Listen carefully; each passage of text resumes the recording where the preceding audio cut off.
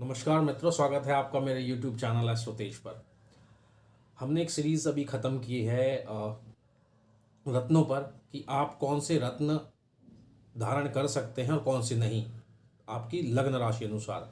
अब यहाँ पर एक प्रश्न आता है कि हमने यह तो बता दिया कि आप यह रत्न धारण कर सकते हैं, पर इसकी संपूर्ण विधि कैसे हमें यह रत्न धारण करना चाहिए, आज हम इसकी चर्चा करेंगे। और आज हम पुखराज जेमस्टोन की बात करेंगे। येलो सफ़ायर प्रीशियस स्टोन है, महंगा स्टोन है। अब कई बार होता क्या है कि हम बनवाने के बाद यूं ही धारण कर लेते हैं, लेकिन इसकी एक संपूर्ण विधि है कैसे हमें यह धारण करना चाहिए। इसकी अपनी पावर्स हैं, उन पावर्स को कैसे आप एक्टिवेट कर सकते हैं, मंत्रोच्चारण कैसे करना है, किस समय में इसको समय विशेष में धारण करना है, यह सभी प्रश्न मेरे पास आए और उनके उत्तर के लिए मुझे बोला गया कि गुरुजी इनके भी उत्तर आप हमें दीजिए।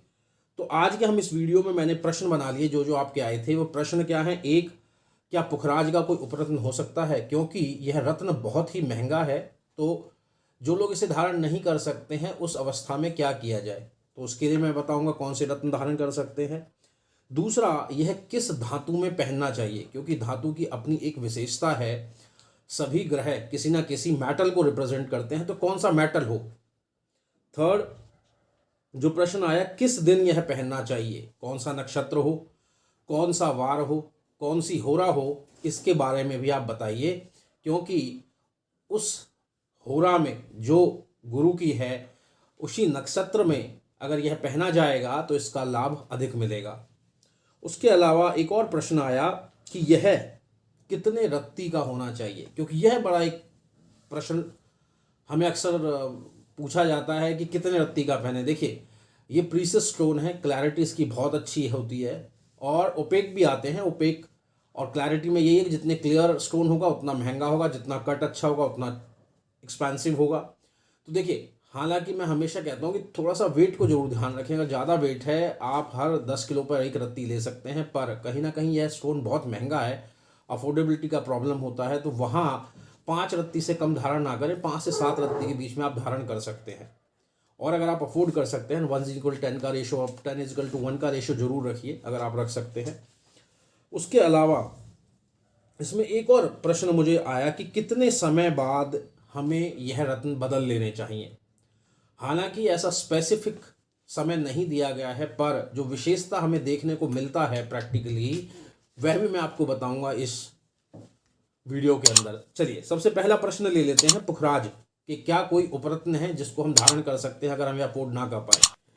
सबसे पहला जो इसका उपरत्न मैं बताऊंगा वो सुनैला है। सुनैला आप धारण कर सकते हैं। अगर आपकी आर्थिक स्थिति बहुत मजबूत नहीं है तो आप पुखराज की जगह आप सुनहला धारण कीजिए। सुनहला के अलावा एक पीला मार्का और साथ में येलो जरकन भी आता है, तो तीनों में से कोई भी धारण कर सकते हैं। पर इन तीनों में भी अगर आप धारण करना चाहते तो मैं आपको कहूंगा कि आप सुनहला धारण कीजिए। अच्छा, अब बात आती है कि किस धातु में हमें इसको धारण करना चाहिए। देखिए, पुखराज गोल्ड में धारण कर सकते हैं आप। सोने में इसको धारण करना लाभप्रद रहता है, क्योंकि बृहस्पति की अगर बात करेंगे तो यहाँ सोने का, पीली चीज़ों पर उनका आधिपत्य है। सोने में धारण करना विशेष रूप से लाभकारी रहता है। बहुत सारे लोग देखने को मिलेंगे, आप मैं अक्सर देखता हूँ कि ये चांदी में धारण किया होता है। चांदी में ना धारण करें, आप इसको सोने में धारण करने की कोशिश करें। अगर नहीं होता है तो कहीं अगर आप नहीं पहन पाए तो कोई पीली धातु में पीतल भी हो सकता है, या पंच धातु में आप बना के पहन सकते हैं, लेकिन कोशिश कीजिए कि जब यह रत्न आप पहने तो आप सोने में ही पहने। तीसरा, यह सबसे इंपॉर्टेंट है कि जो तीसरा प्रश्न लिया, किस दिन पहनना चाहिए। देखिए, हम सब जानते हैं जो बृहस्पति देव है उनका नाम बृहस्पति देव है, तो बृहस्पतिवार थर्सडे उनका दिन है। अब उस दिन किस समय में धारण करें। देखिए, जो भी स्टोन्स आते हैं उनकी एक बात तो निश्चित है, बहुत सारे लोग उसको बनाने में इन्वॉल्व होते हैं। जो एक होलसेलर से रिटेलर के पास आता है, वहाँ से किसी ज्योतिष या रिटेलर के थ्रू आप उसको बाय करते हैं, तो कुछ लोग उसमें पॉजिटिव होंगे, कुछ नेगेटिव। तरह तरह की जब उसमें हम तराशते हैं तो तरह तरह की नेगेटिव पॉजिटिव एनर्जीज़ के टच में वो आते हैं, तो वहाँ कहीं ना कहीं नेगेटिव एनर्जीज उनमें आ जाती है। तो इसका ना शुद्धिकरण और मंत्रों से इसको एनर्जाइज करना, उसको एक्टिवेट करना पड़ता है उसकी एनर्जीज को, तो यह बड़ा ही विशेष है। आपको बृहस्पतिवार का दिन चुनना है, और अगर आपको नक्षत्र मिल जाए, किस नक्षत्र में, अगर बृहस्पतिवार को बृहस्पति गुरु का ही नक्षत्र मिल जाए तो वह विशेष रूप से लाभकारी रहेगा। और होरा, अब होरा को हम समझ लेते हैं। होरा क्या है? होरा का मतलब है कि जिस दिन, जैसे बृहस्पतिवार के दिन आपको धारण करना है, तो सूर्य उदय जब होता है, सूर्य उदय से ठीक 1 घंटे तक बृहस्पति, गुरु बृहस्पति की ही होरा रहेगी। और दिन में 3 समय ऐसे आएंगे जब आप यह होरा आपको मिलेंगी और आप धारण कर सकते हैं। चौथी लेट नाइट हो सकती है, अर्ली मॉर्निंग हो सकती है। तो पूरे दिन में 3 बार ऐसा आपको समय मिलेगा जब आप यह धारण कर सकते हैं। लेट सपोज आप सुबह भूल गए तो शाम की होरा में धारण कीजिए। वैसे सुबह की होरा में ही धारण करना चाहिए। उसके लिए आपको ज्योतिष से पूछना पड़ेगा, या आप होरा समझते हैं, होरा चार्ट देख सकते हैं, तो उस दिन की होरा। अब नक्षत्र की बात मैं अगर करूं तो नक्षत्र भी पुनर्वसु, विशाखा और पूर्वाभाद्रपद अगर उस दिन मिल रहा है और होरा भी मिल रही है तो यह सोने पे सुहागा होगा। आप यह तीनों नक्षत्र में से कोई भी एक नक्षत्र आपको मिल रहा है और होरा भी आप उसमें ध्यान रख रहे हैं तो बहुत ही अच्छा, ऐसा करना चाहिए। अब इसको करना क्या है, इसकी शुद्धि कैसे करनी है उसको भी आप समझ लीजिए। विशेष रूप से आपको समझने की जरूरत है। जब आप इसे लाते हैं तो बुधवार की, जैसे आपको बृहस्पतिवार को पहनना है, और शुक्ल पक्ष आप चुने। अगर हमें पक्ष की भी बात करें तो आपको शुक्ल पक्ष चुनना चाहिए, क्योंकि शुक्ल पक्ष में चंद्र बल अच्छा होता है और चंद्र बल में कार्य किए हुए अच्छे माने जाते हैं। इस वजह से हम शुक्ल पक्ष को ज़्यादा लेते हैं। हालांकि दोनों ही पक्षों में धारण किया जा सकता है, पर शुक्ल पक्ष अगर आपको मिल रहा है तो विशेष रूप से लाभकारी रहेगा। अब शुक्ल पक्ष में आपको करना क्या है? शुक्ल पक्ष में आपको एक दिन पहले लाना है, बुधवार की शाम को। आपको इसको पंचामृत, पंचामृत आप जानते हैं कैसे बनता है, उसमें आप इसको डिप कर दीजिए और पूरी रात रहने दीजिए। अगर वह नहीं बना सकते तो आप गंगा जल में कर दीजिए। गंगा जल में करने का फायदा यह है, और पंचामृत में इसकी जो नेगेटिविटी है वह सब खत्म हो जाती है पूरी रात में। अब जब सुबह आप इसको धारण करने से पहले, जैसे मैंने आप बताया, नक्षत्र, वार, होरा, उन सब का धारण करते हुए, क्योंकि ज्योतिष या पंडित आपको बहुत अच्छे तरह यह बात बता सकता है, आप उस घंटे में ओम ब्रीम बृहस्पतये नमः का जाप करते हुए कम से कम 1 माला जाप करना है। फूल अर्पित करना है, पीले फूल अर्पित करने हैं, केशर का टीका करना है। यह सभी अभिमंत्रित करने की एक प्रक्रिया है।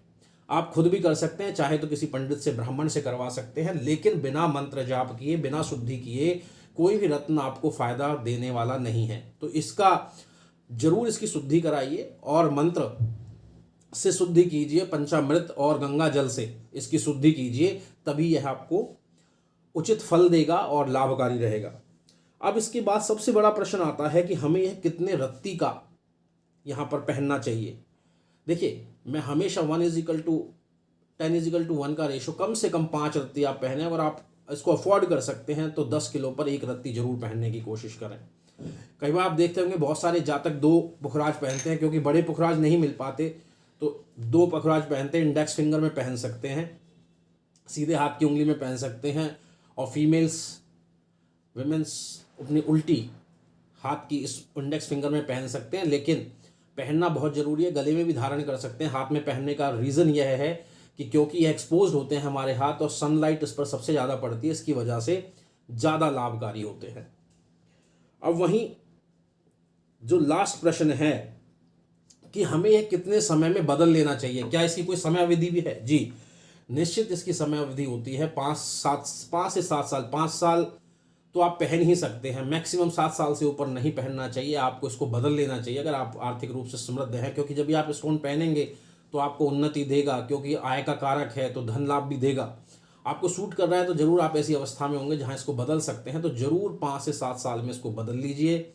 और इसके बदलने से इसकी, क्योंकि नेगेटिविटी भी एब्जॉर्व करता है और पॉजिटिव रेज, पॉजिटिव जो एनर्जी है उसको आगे प्रोसेस करता है। तो यहाँ मैं कहूँगा कि आप 5 साल में जरूर पुखराज को चेंज कर लीजिए। अगर बहुत प्रीसियस स्टोन है तो 7 साल में।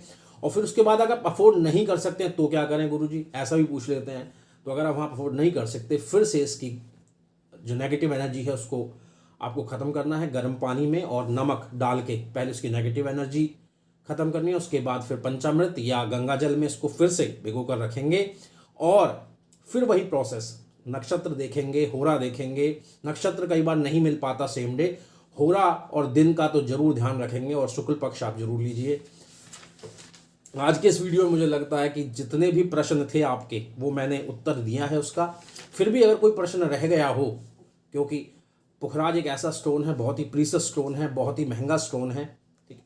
तो अगर कोई प्रश्न रह गया हो, आप जानना चाहते हो, आप उत्सुक हो, तो आप कमेंट बॉक्स में जरूर लिखिए। आपके प्रश्नों का उत्तर कोशिश करते हैं कि 1 से 2 दिन में दे दिया जाए।